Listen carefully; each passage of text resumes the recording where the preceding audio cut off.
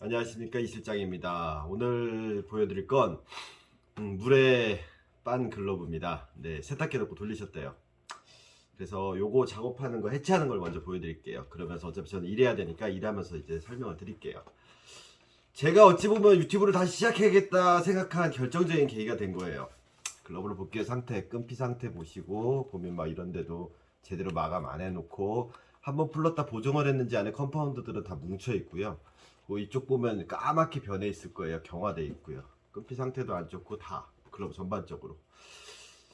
인터넷 유튜브 같은 거 보고 세탁기에 돌리셨다고 하는데, 그러니까 무렴무를 하신 거죠. 의도는 뭔지 알아요. 뭐 이분을 비난하거나 뭐 그럴 의도는 아니고 저한테 의뢰를 하셨던 분이니까, 본인도 이제 제 영상을 뒤늦게 보셨으니까 차라리 새거 상태에서 제 옛날에 10년 전 DIY 영상 보고 만져서 했으면 시간은 걸리더라도 괜찮았을 텐데, 이제 문제는 이렇게 되는 게 길이 든 거고 조작력이 좋은 게 길이 든다라고 그런 부분에서 접근이 됐던 것 같아요. 그래서 잘못된 이야기들이 유튜브에 막 만연하다 보면 손님들이 이게 맞는지 틀리는지 감별할 수 있는 그 눈을 가지려면 정확한 정보를 드려야 된다고 생각해요. 근거를 대서. 그래서 저는 근거를 대는 중이에요, 열심히. 그래서 뭐 화제성의 영상 같은 거 보시는 건 상관이 없어요. 재미로 보셔도 되는데, 그거를 내가 정말로 이게 진실인가 하고 만약에 그거를 잘못 오해하셔서 하시면 결과물이 이렇다라는 거. 그래서 어쨌든 저는 이거를 살릴 겁니다. 그래서 프로젝트는 이 제품이랑 이 제품 두 개를 어쨌든 살리는 걸 보여드릴게요. 자, 해체하면서 이야기를 할게요. 자, 제일 처음 제가 인체의 신비 뭐 그런 말씀도 드리지만, 물 없이 물연각이라는 영상이 바로 이거예요. 이 분은 이렇게 이게 조작이 잘 되길 의도했던 거예요. 이 영상만 보셨어도 이렇게 물에 담그는 일을 안 했을 거예요. 충분히 입수만 풀르면 조작이 돼요. 그럼 제가 이제 이거 지금부터 해체를 할게요. 재밌는 얘기가 뭐냐면, 제가 처음에 2007년도에 조이리 글러브를 할 때였어요. 처음 시작했을 때. 그때 일본 프로야구 선수 출신인데 뭐 스타 플레이어 출신이래요. 히로시마 카프에. 그분을 처음 만났어요. 어찌 보면 그분을 만나서 제 글러브에 대한 관념 아니면 뭐 생각들이 바뀌었던 걸 수도 있어요. 우리가 통상적으로 볼집이라고 하면 저도 그렇게 알았어요. 여기 딱 검지랑 엄지 사이 이렇게 올려가지고 비틀어가지고 딱 여기 글러브로 치면 글러브 이렇게 딱 올려서 이렇게. 저희 옛날 야구할 때는 글러브들이 다 이런 모양으로 나왔었거든요. BMC 글러브, 자이언트 글러브부터 시작해야지 A1, 뭐 스카이라인 다 볼집은 이쪽으로 알고 있었죠. 검지랑 엄지랑 왜 말해. 만나서 얘기를 하는데 왜 공을 일로 받냐라는 거예요. 일로 받아야지. 그랬더니 막 이렇게 해야 땅볼 잡을 때 일로 잡아야 된다고 그때 그 얘기를 하셨어요. 2007년도고, 그리고 그분이 은퇴한 프로야구 선수 출신이잖아요. 연세가 좀 있으신 분이었고, 근데 그때 그 얘기를 하셨어요. 솔직히 저도 그때 이해 못했어요. 그리고 저도 엄지검지 사이고 글러브질은 엄지새끼로 쓴다고 그렇게 알고 있었어요. 그 당시에 저도 제가 처음 조이리 글러브를 시작했던 당시. 가끔 사람들이 얼마 전에 통화하는데 모르시더라고요. 제가 조이리 글러브 창업했던 사람인지. 네, 조이리 글러브 제가 제일 처음 시작했던 사람이에요. 창업했던 사람. 종식이 형이랑 같이 제가 시작을 했었고요. 그때부터 야구용품이 시작된 거죠, 제가. 그리고 제가 퇴사하고 나서부터 이제 훅 나락으로 빠지긴 했지만, 어쨌든 조이리랑 글러브를 키웠었고요. 제가 학교 졸업하고 시작한 게. 그래서 그때 그분의 그 말씀을 듣고 나서 이해를 못했었는데, 계속 조이리 글러브를 하면서 프로 선수들을 만나고 일본인 코치들이 한국에 들어오고 또 선수들이 내야수들 막 연습하는 거 막 이런 얘기를 하고 쓰는 글러브들을 보다 보니, 그리고 그 당시부터 이제 일본 수입 글러브들이 많이 들어왔었어요. 그러다 보니까 선수들의 야구 스타일이 바뀌는 거예요. 예. 그 글러브 쓰는 방식도 바뀌고. 제가 전에 말씀드렸죠. 우리나라가 독점적으로 개발하는 패턴이 아니라 일본에서 쓰는 패턴들을 카피하는 입장이고 수입하는 입장이기 때문에 어쩔 수 없이 일본을 따라갈 수밖에 없다. 내가 일본을 좋아하는 게 아니다. 말씀드렸어요.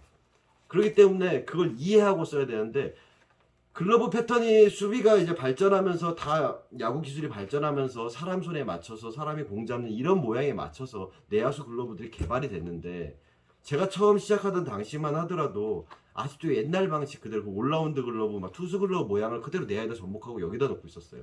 실제로 프로야구 선수들도 나이가 있는 선수들은 그렇게 썼고요. 근데 젊은 친구들부터 시작해서 시합을 뛰는 선수들이 점점 그렇게 바뀌어가는 거예요. 그러면서 저도 마찬가지로 패턴을 개발하고 연구하면서 그런가? 아, 이 패턴이 이런가? 그러면서 더 야구를 공부하기 시작했어요. 자, 보시면 아시겠지만 지금 다 해치가 됐어요. 까만 게 보이시나요? 이게 뭘까요? 까만 거 보이시죠? 자, 얘는 아이고 이렇게 안에 한 겹에 더블팜으로 보관 가죽이 있었던 거예요. 네, 보관 가죽 보이시나요? 네. 여기다 컴파운드가 지금 떡칠이 돼 있죠. 한번 열어서 컴파운드 떡칠한 거예요. 근데 반대편 한번 볼까요? 깨끗하죠. 네. 여기는 본딩 돼 있었던 거예요. 그러니까 내피는 전에 더블팜 싱글팜 설명드렸지만 이 면은 다 떴는데 반대편은 컴파운드 떡칠해가지고 붙여놓은 거예요. 아식스 글러브 중에서도 더블팜 싱글팜이 있어요. 근데 이게 뗄 수 있는 게 있고 떼기 불가능한 것들이 있고요. 그리고 옛날 아식스 롤링스에서 파생이 되는데 아롤 같은 경우는 안에 정말 얇은 가죽으로 보안 가죽이 일부 좀 들어가 있어요. 이렇게 더블팜식으로. 그럼 양면을 벌려서 특히 와규 글러브 같은 경우 바닥이 너무 얇거든요. 이렇게 한 겹이 더 들어가요. 그거는 제거할 수가 없어요. 미식으로 어느 정도 박혀 있기 때문에. 그래서 컴파운드 얇게 덮어야지 붙여준 건 맞아요. 자, 똑같이 지금 해체 다 끝났어요. 네. 부르는 것보다 훨씬 빠르죠. 그럼 공자한 데가 어디였죠? 검지중지 아래 여기였고요. 땅볼 받을 때 포켓은 여기, 캐칭할 때 포구미 지점, 코어는 여기. 이 두 개의 스타일로 일본 글러브 나온 거예요. 거기다가 얘는 와이드 힌지였어요. 와이드 힌지는 바깥쪽으로 잡히니까 어때요? 여기도 잡히고, 여기도 잡히고, 여기도 잡히고. 자, 제가 또 무슨 공을 쓰고 있죠? 연식구예요. 고무공이에요. 그러니까 더 잘 물려요. 예, 고무니까. 예, 공도 작고. 예, 다 잡혀요. 자, 이렇게 편하게 나오는 형태, 원래의 모양은 마타가 없고 와이드 힌지의 가장 스탠다드 스타일의 옛날에 아롤 PMH 가다랑 가장 유사한 제가 좋아하던 그런 가다였는데 잘못 접근을 하다 보니까 이상한 글러브가 된 거죠. 이해 가시나요? 자, 이 글러브는 그래서 끈피가 다 이렇게 경화가 돼 있어요. 보시면 이렇게 딱딱하게 다 경화가 돼 있기 때문에 이런 데가 이런 부분 끈피 전체 교체가 들어갈 거고요. 요거 수리하고 바닥 보정 다시 하고 끈 전체 교체한 다음에 이 글러브로 제가 또 테스트 영상 찍어 드릴 거고요. 자, 지금 하나를 끝냈고요. 또 하나 더 볼게요. 투수 글러브. 야구광의 씨 글러브예요. 우리 똥맹이가 하는 글러브. 네. 네, 저랑 조일이 있을 때 밑에 있던 꼬맹이였고요. 이 친구는 열심히 하고 있죠. 자, 마찬가지예요. 손목 부분 보면 울어있죠. 이게 물 때문에 물에 닿다고 뭐 이렇게 가죽이 변형이나 수축이 일어난 거예요. 분명히 다 접혀 있어요. 근데 제가 주먹을 놓고 이렇게 하면 제가 옛날 글러브 살아있다 말씀드렸죠. 마찬가지예요. 이것도 꽉꽉 쥐려고 노력을 하셨어요. 똑같이 물 없이 무령무하게 나왔듯이 입수부만 잘라서 풀을게요. 그러면 어떻게 된다 그랬죠 제가? 바로 이렇게 글러브가 조작된다 보여드렸어요. 이것들을 어차피 얘네들도 끈피가 다 경화가 됐어요. 그래서 얘네들을 끈을 다 제거할 거예요. 그래서 사실 끈 교체가 힘들어요. 다시 조립을 해서 글러브 밸런스를 맞춰서 새로 글러브랑 만드는 과정이랑 똑같긴 하지만 사실 해체 작업에서 제가 아무래도 원끈을 풀렀다 꼈다 하는 부분은 없으니까 그렇기 때문에 좀 시간적으로 봤을 때는 해체하는 시간은 버는 거고요. 대신에 이제 조립하는 시간은 좀 더 걸리는 거고요. 그래서 끈 교체도 함부로 하시면 안 돼요. 항상 그냥 끈 사가지고 내가 DIY 할 수 있겠지라고 하는데 뭐 간단한 웹 같은 거 가시는 분들도 있긴 한데 그 끈피 조립하고 결합할 때 밸런스 잘못 맞추면은 글러브 밸런스가 틀어져요. 그래서 저처럼 가공한다고 웹 뜯어서 분해해서 가공하시는 분들도 있는데 가장 중요한 건 웹 결합할 때 밸런스, 손가락 밸런스, 다음에 뭐죠?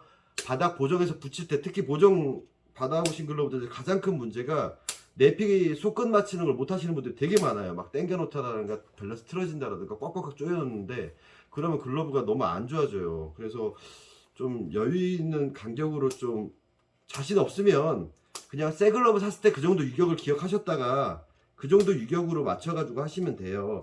그 너무 타이트하게 하고 하시면 글러브 보정 효과가 사라집니다. 그 이치로 글러브 패턴에서 제일 어려운 게 속끝 맞히는 거예요.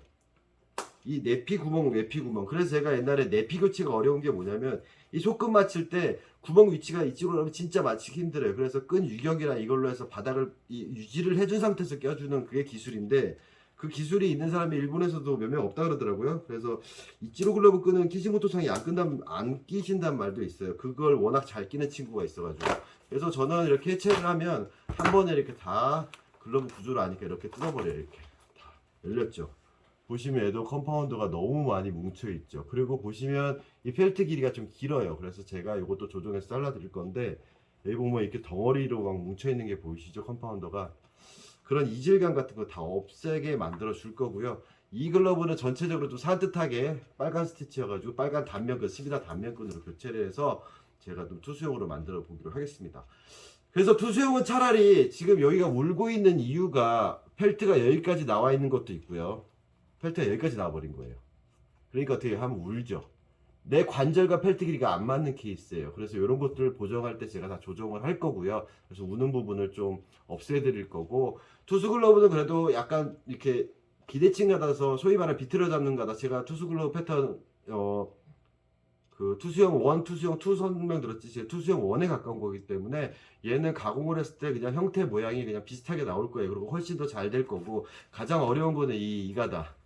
PMH 가다에서 파생된 아로를 PMH에서 파생된 이 아식스 가다인데, 그 와이드 인지에 마타 없는 거. 이게 어찌 보면 예전에 그 아롤에서 삼선 유명했던 거. 네. 그거랑 거의 비슷한 유형의 패턴이라고 보시면 됩니다. 좀 약간 옛날 패턴이죠.